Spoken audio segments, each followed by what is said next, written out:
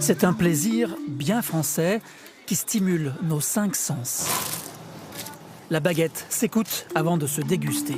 Après 20 minutes de cuisson, elle chante même. Et c'est ce qui enchante Valentin Testard.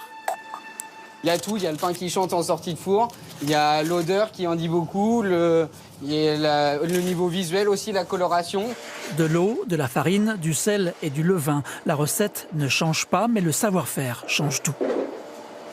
Le façonnage aussi, le toucher de pâte du boulanger, tout ça c'est un savoir-faire qu'on apprend au fil des années.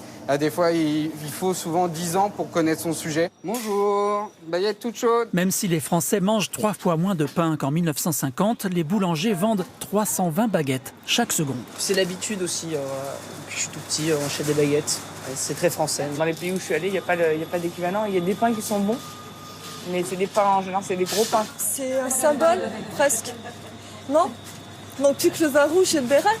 Comment se défaire des éternels clichés franchouillards quand en plein cœur de Londres, une boulangerie française propose une baguette qui émeut les Anglais.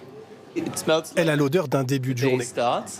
Seuls les Français savent la faire. C'est l'équilibre parfait entre le moelleux et le croustillant. Pour les boulangers, cette inscription de la baguette au patrimoine immatériel de l'UNESCO serait tout sauf anecdotique. Ce sera une récompense quand même du travail produit et pour les clients une fierté. À Londres comme ailleurs sur cette planète, la baguette représente un petit bout de France, 250 grammes, un monument.